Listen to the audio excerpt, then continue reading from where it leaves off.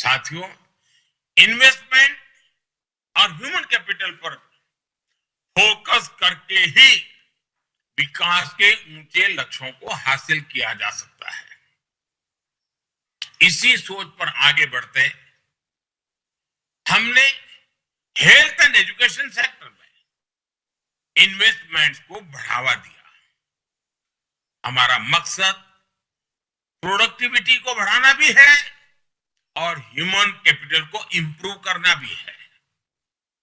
आज एक तरफ हम दुनिया की सबसे बड़ी मैन्युफैक्चरिंग इंसेंटिव स्कीम से उसमें से एक को लागू कर रहे हैं, तो दूसरी तरफ दुनिया की सबसे बड़ी हेल्थ एश्योरेंस स्कीम भी की सुरक्षा भी दे रहे हैं।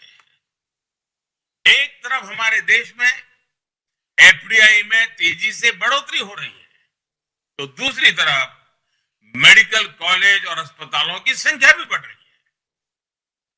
एक तरफ हम बिजनेस के रास्ते में आने वाली रुकावटों को हटा रहे हैं, तो दूसरी तरफ 1.5 lakh health and wellness centre भी बना रहे हैं। एक तरफ हम देश भर में हाईवे का जाल बिछा रहे हैं, तो दूसरी तरफ लोगों को टॉयलेट और पीने का साफ पानी मुहैया कराने के मिशन से भी जुटे हैं। एक तरफ हम फ्यूचरिस्टिक इंफ्रास्ट्रक्चर जैसे मेट्रो, एयरपोर्ट और रेलवे स्टेशन बनाने में जुटे हैं, तो दूसरी तरफ हम हजारों स्मार्ट स्कूल भी बना रहे हैं।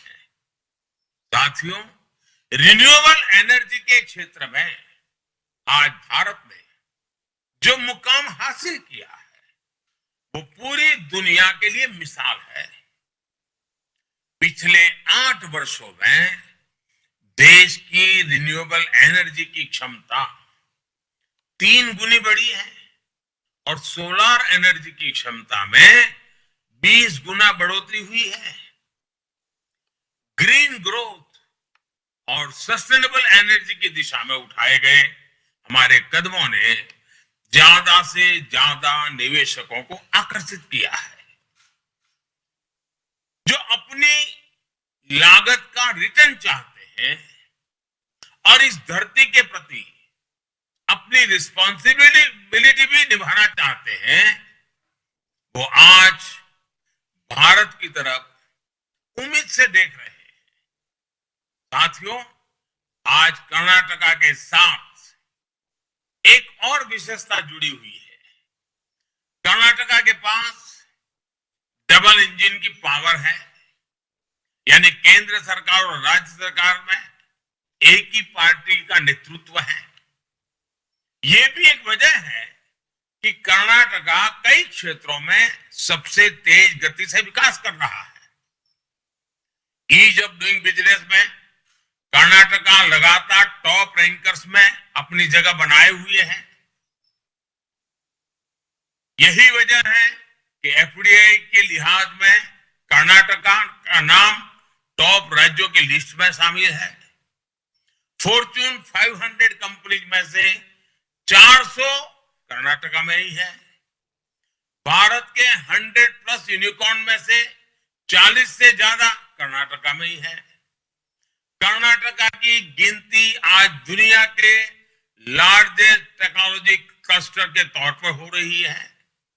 यहां कर्नाटका में इंडस्ट्री से लेकर इंफॉर्मेशन टेक्नोलॉजी तक, फिनटेक से लेकर बायोटेक तक, स्टार्टअप से लेकर सस्टेनेबल एनर्जी तक, हर क्षेत्र में विकास की नई गाथा लिखी जा रही है।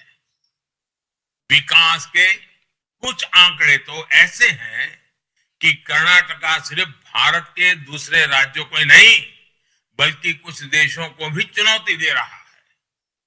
आज भारत नेशनल सेमीकंडक्टर मिशन के साथ मैन्युफैक्चरिंग डोमेन के नए फेज में प्रवेश कर चुका है।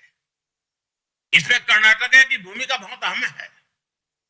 चिप डिजाइन और मैन्युफैक्चरिंग को यहां का टेक इकोसिस्टम नई ऊर्जा ऊंचाई पर ले जाएगा।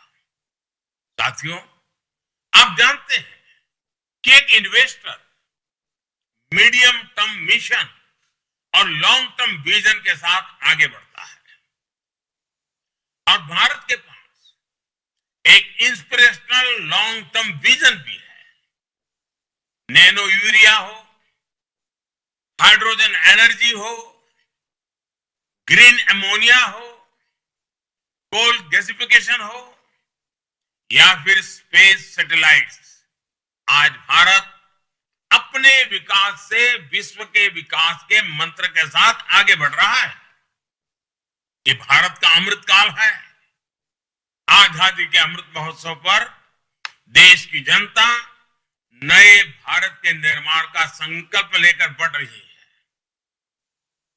इसमें और हमने 2047 तक विकसित भारत बनाने का लक्ष्य तय किया है।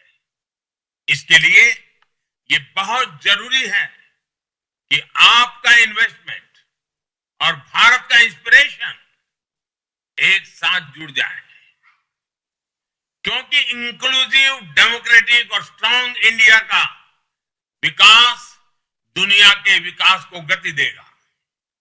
और इसलिए हम चाहते हैं कि भारत में इन्वेस्टमेंट का मतलब है investment in inclusion, investment in democracy. Bharat में इन्वेस्टमेंट का मतलब है investment for the world. Bharat में इन्वेस्टमेंट का मतलब है investment for a better planet. Bharat में इन्वेस्टमेंट का मतलब है investment for a clean, safer planet. If you like the video, do like, comment, share and subscribe.